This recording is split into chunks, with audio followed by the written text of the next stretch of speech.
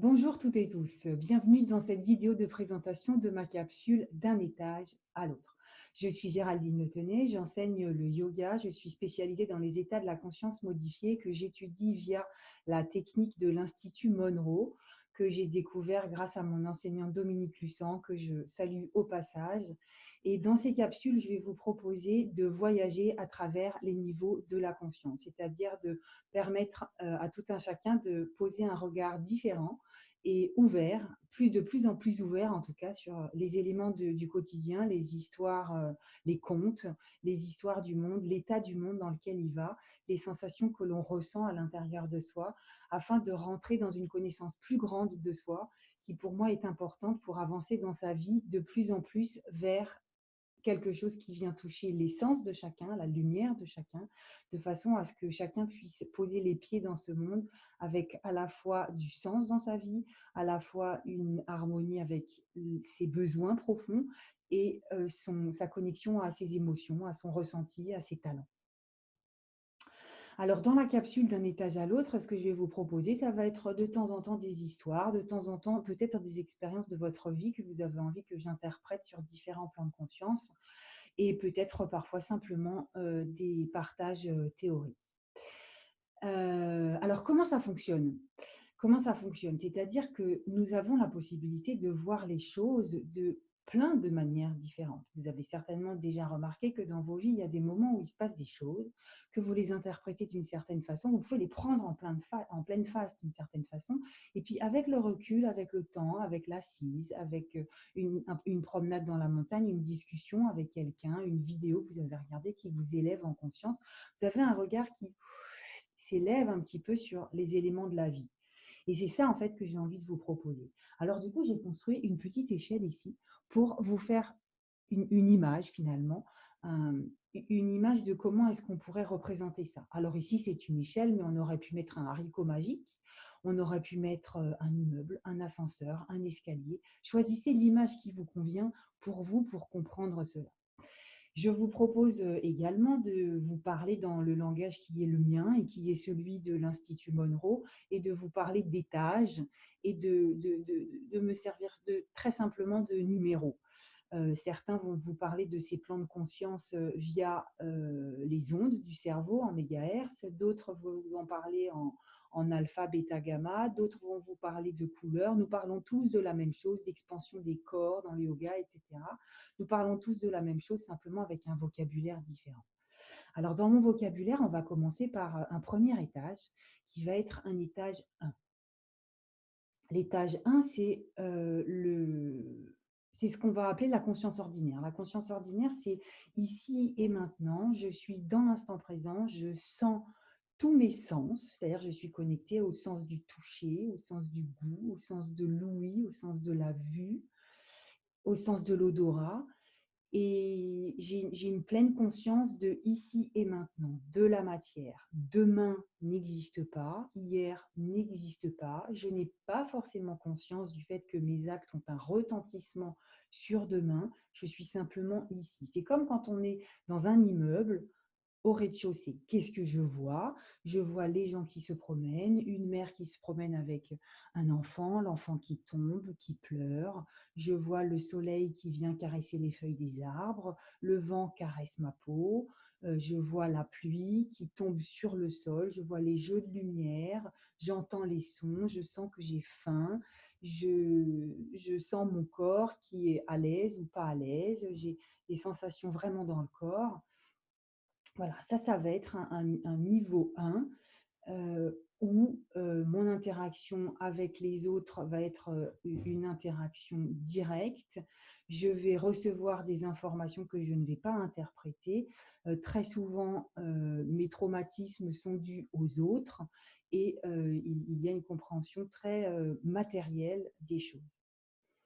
Ensuite, il est possible de gravir quelques étages pour aller à la fenêtre du voisin du dessus, qu'on va appeler l'étage 10. Pour moi, en fait, c'est un endroit qui va s'appeler 10.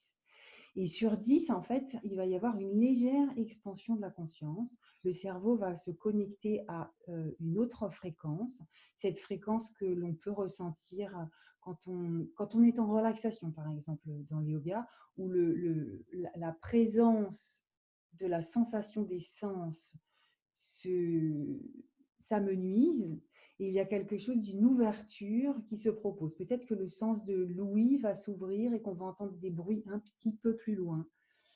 Depuis cet étage-là, puisqu'on est monté dans notre immeuble, on a une vue un tout petit peu plus globale de ce qui se passe autour de nous. C'est-à-dire qu'on commence à voir les déplacements, on commence à voir un tout petit peu plus largement. Si on est dans un immeuble, dans une rue, on ne voit plus simplement le bac à sable devant la fenêtre, mais on voit la rue, le déplacement dans la rue. On voit le mouvement de cette mère avec cet enfant, mais depuis plus loin, et puis qui se rapproche doucement. Et là, du coup, je suis connectée toujours à la matière et à ce qui se passe, mais il y a quelque chose de plus élevé, d'un petit peu plus léger qui se passe ici.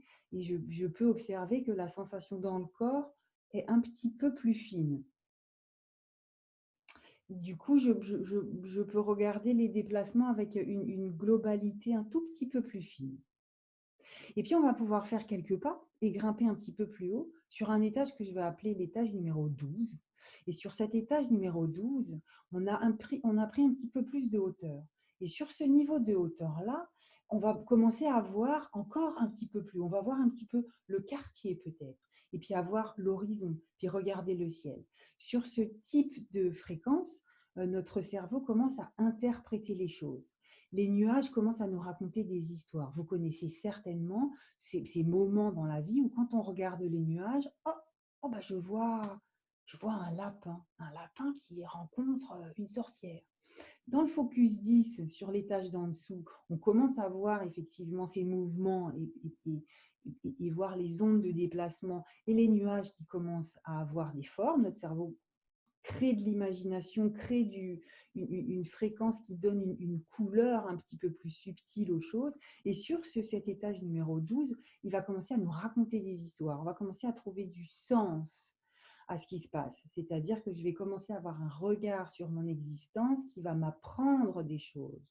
Et je vais pouvoir observer que les événements de ma vie, les émotions que j'ai viennent me donner de l'information, que du coup, je ne suis plus brute dans ma réception des informations, mais qu'il y a ce pas en arrière que l'on peut trouver dans les états de méditation, les états de relaxation et également les états de descente dans le sommeil. Ça, vous avez certainement déjà observé que dans cet état entre la veille et le sommeil, le moment où le corps se détend et que on perd un petit peu la conscience du corps physique. C'est-à-dire que la conscience s'élargit et s'en va dans un autre endroit où on commence à percevoir les signaux subtils.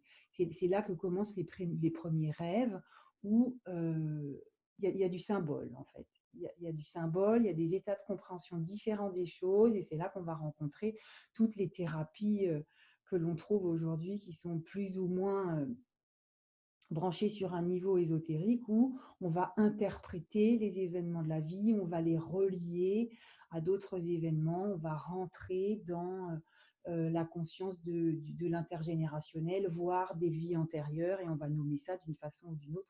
C'est aussi un étage où on va commencer à pouvoir voyager dans l'espace. C'est le niveau de fréquence du cerveau dans lequel on commence à pouvoir faire des sorties de corps. C'est là d'ailleurs que la plupart des gens font des sorties de corps parce que voilà, la conscience du corps s'endort, la conscience s'expand et on peut commencer à se promener sur d'autres plans de la conscience que la matière pure. Voilà. Ensuite, on va grimper encore d'un étage et on va arriver sur l'étage numéro 15. Et là, on ouvre la porte sur un espace qui va être très différent pour tout le monde. Tous les espaces sont différents pour tout le monde. On a tous nos codes, nos façons d'engrammer les images, notre bestiaire, notre cosmogonie personnelle selon nos cultures, selon ce que l'on a vécu et intégré dans notre vie jusqu'à présent, selon nos croyances, selon la nourriture que l'on absorbe intellectuellement et visuellement. Et donc sur cet étage, en fait, on va pouvoir dire que c'est un petit peu l'étage à message. C'est un endroit où la conscience vient nous apporter des messages de compréhension des choses Et on n'a plus besoin d'avoir un rapport direct à la matière. C'est cet endroit de méditation profonde dans lequel les informations descendent d'un coup. Pouf, c'est des insights. C'est une sorte de lieu boîte aux lettres. Alors, pour certains, il va être agréable et facile de positionner visuellement une boîte aux lettres, un grand livre, un ordinateur avec des messages qui défilent sur un chat. Voilà, c'est l'endroit où on reçoit ces messages. Y a beaucoup de gens qui sont canals ou qui sont chamans, qui fréquentent ce plan de conscience et qui sont stables là-dessus et du coup qui reçoivent des messages directement de cet endroit-là.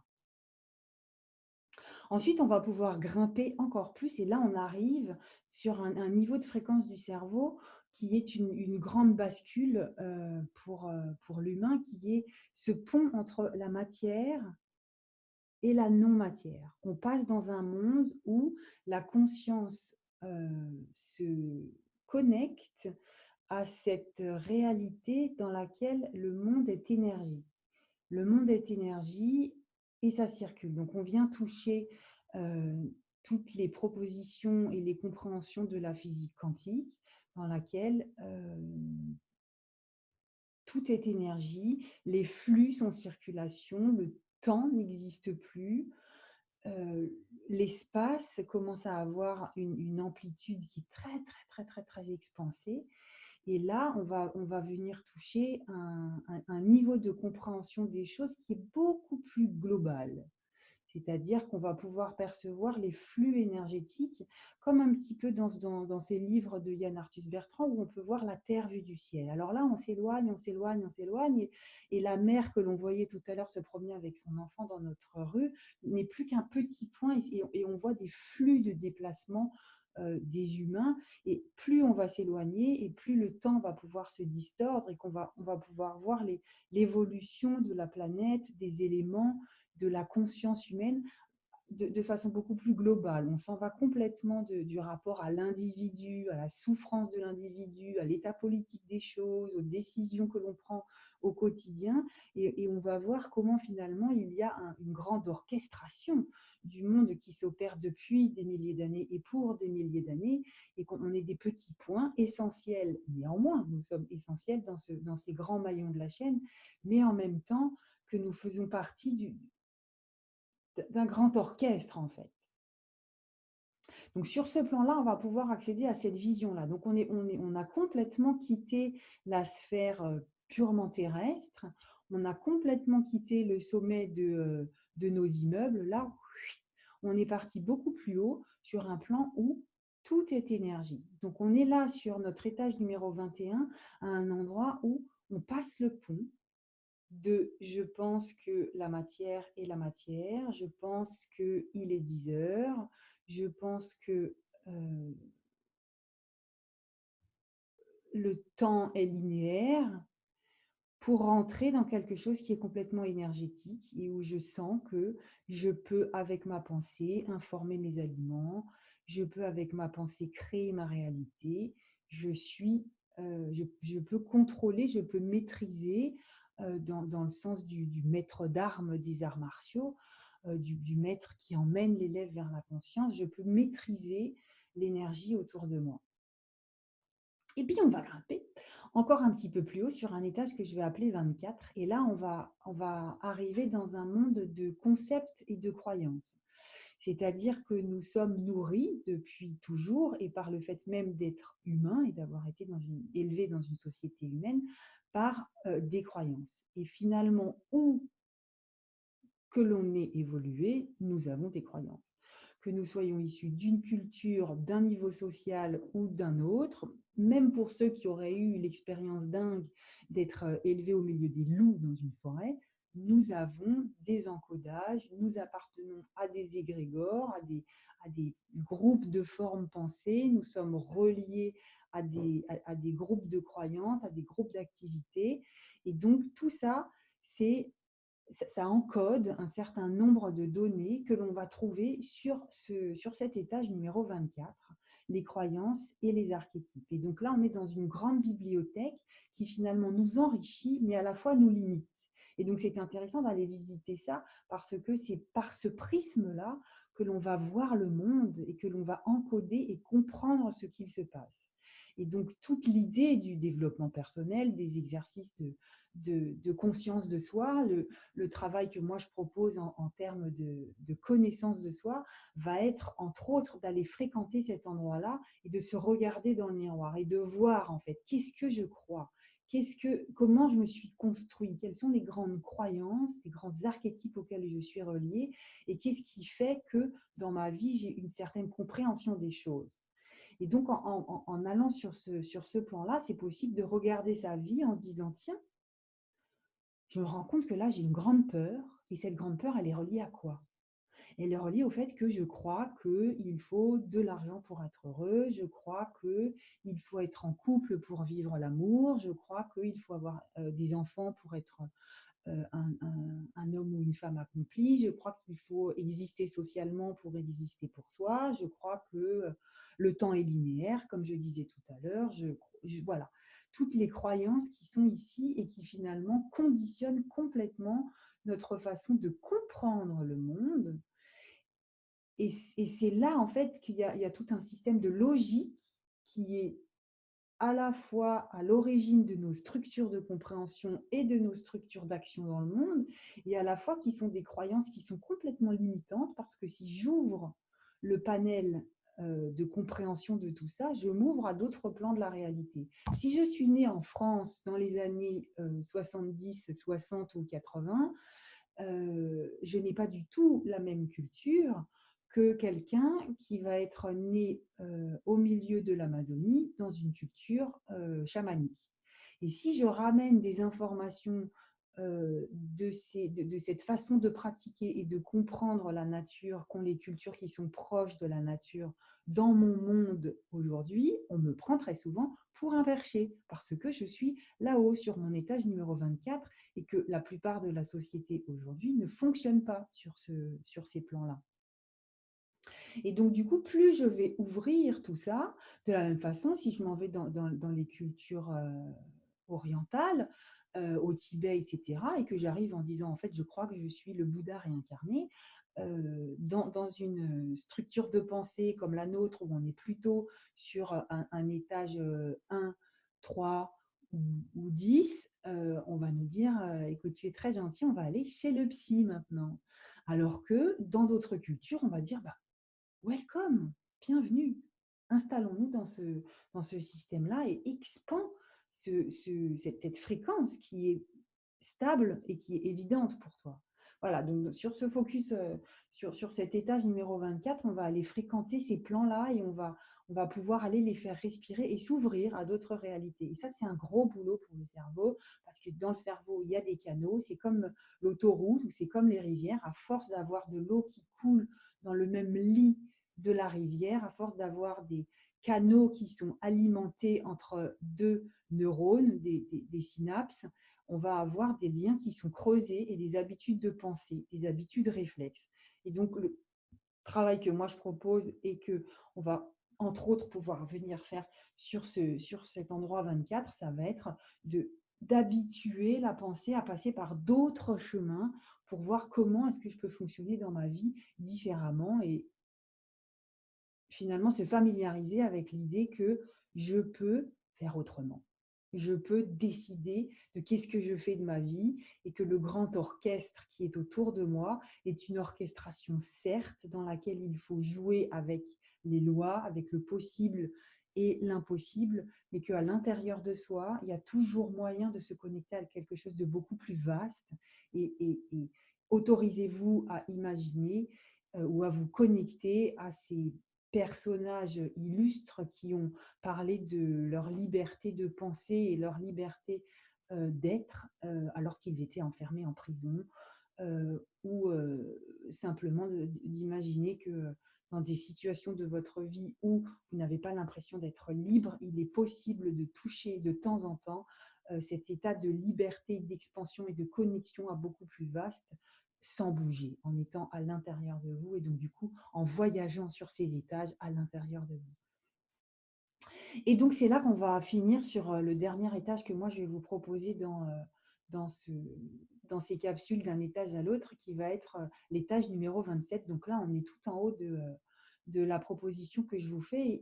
Et alors, sur cet étage-là, on rentre dans le monde des possibles.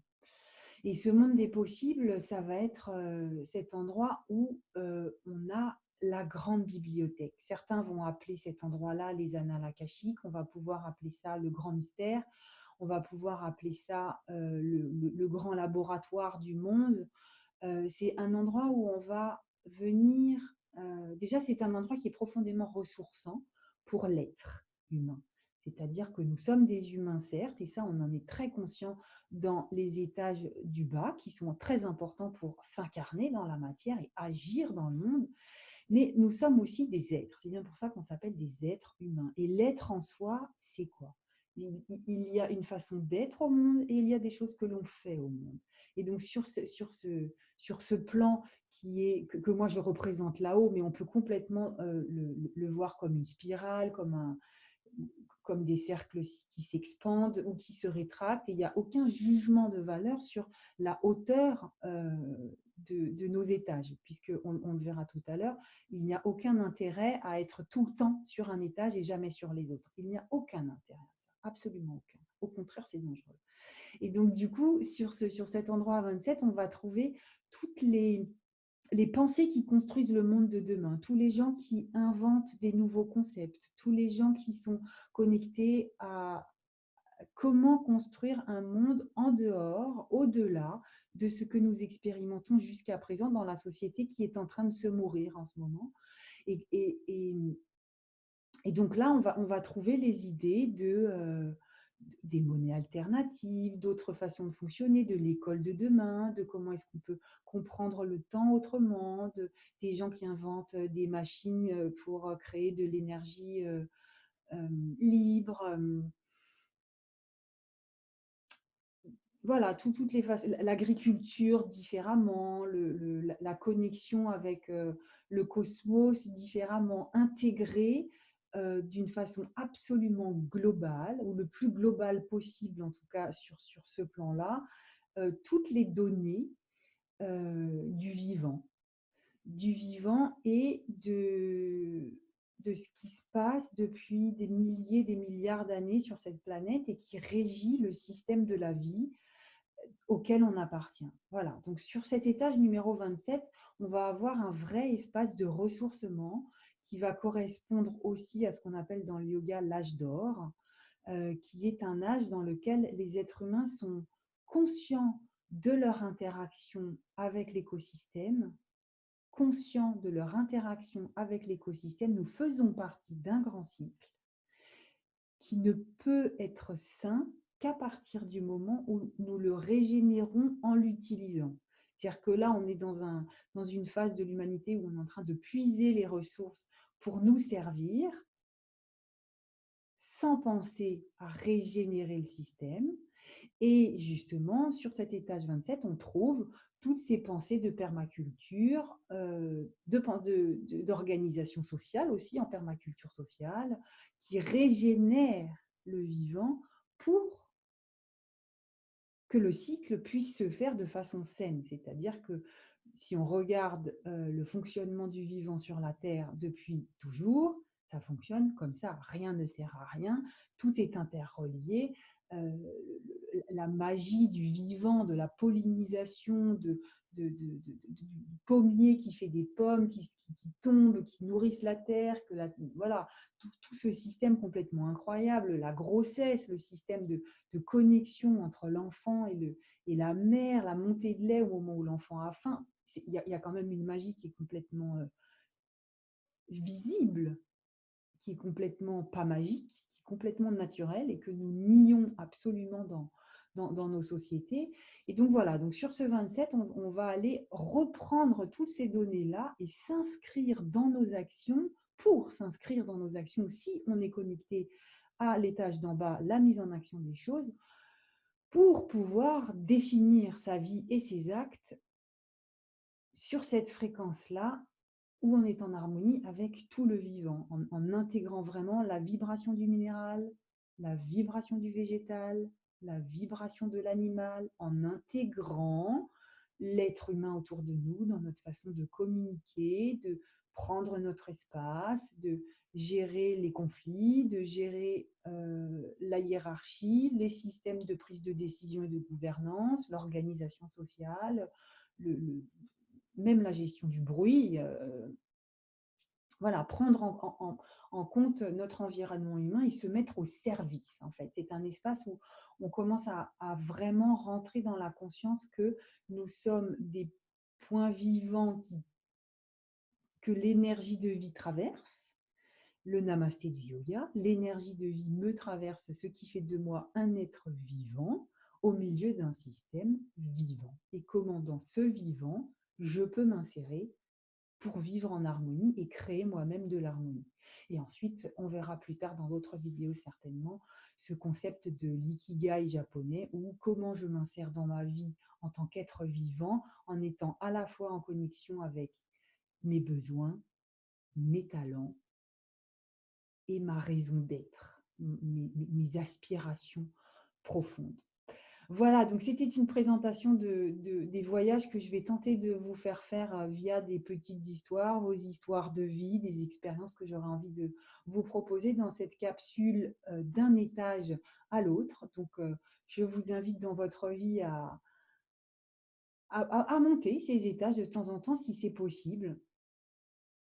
Je vais vous proposer ces espaces-là le dimanche après-midi, la petite histoire du dimanche après-midi pour bercer votre dimanche soir et peut-être donner une couleur à vos semaines.